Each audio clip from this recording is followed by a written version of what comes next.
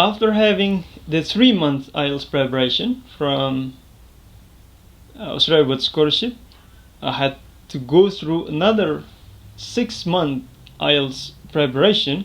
This provided by LPDP.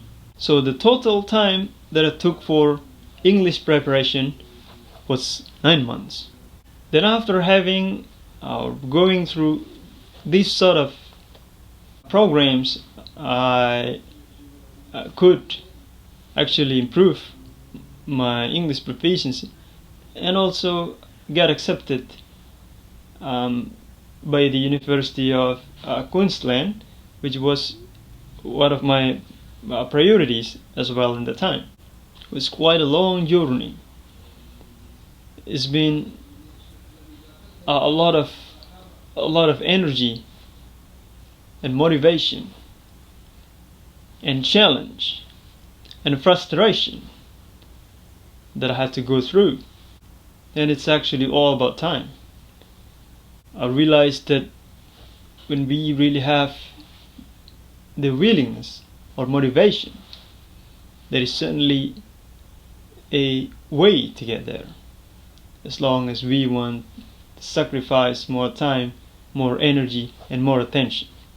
But then before I departed to Australia, I actually, during the program of English preparation in one of the universities in Indonesia, before I got enough scores of IELTS, I spoke to one of my friends, and he was also struggling with his TOEFL IELTS score, especially in writing, and we used to talk about how we could move Indonesia forward, because we believe that we're gonna be the next generation that Indonesia would need to lead Indonesia. And we were sort of talking about Indonesia's presidents, Sukarno and other presidents, and we used to look together at the videos of Sukarno's speeches, and at the same time we had some speech videos of the President of the United States in that time, Barack Obama, and we were sort of amazed. I was amazed because the speech looked so appealing. One of the speeches we look at was the speech that he delivered in 2004, which was labeled as the speech that made him president in one of the YouTube videos. And in that time, I also said to my friend that one day I would be studying in America too, after my study in Australia. And I didn't think much about what scholarships would be bringing me into that plan. And that's what I did. Even when I was in Australia, I was often asked about what's my plan after graduating from the University of Queensland. I was just simply saying that I would be studying in America after that.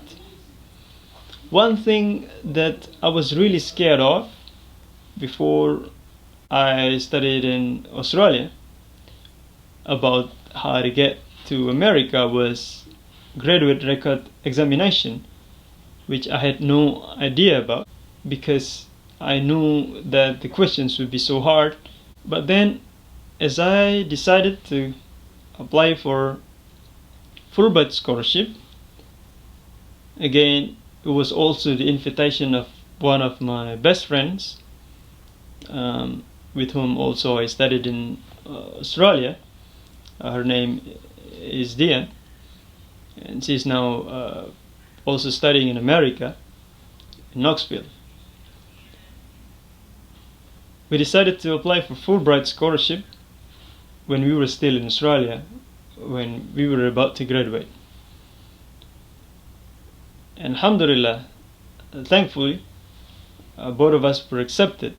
And I didn't expect that scholarship, or Fulbright scholarship, actually provides a training for the test that is called GRE, or Graduate Recant Examination, that I was really scared of before. And also I didn't have any idea about what TOEFL IBT would be like, but again the scholarship just provides me with the training so that I could pass that kind of test.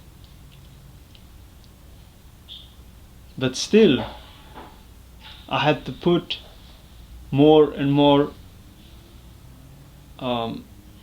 intention, time, energy to actually achieve the goal. And by the end of the day, all of the participants to that training, thank God, have now been in America already. And I know that this is not the end of the story.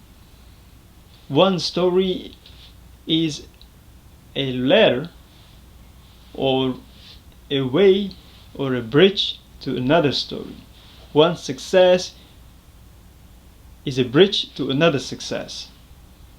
It doesn't mean that when we have achieved something, that we can just go home and sleep.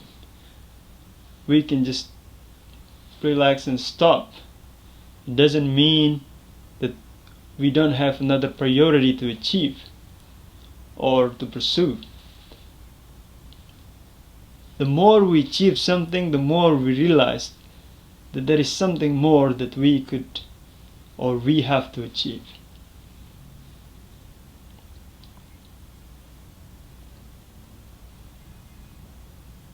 And we need to realize that it's not just about us.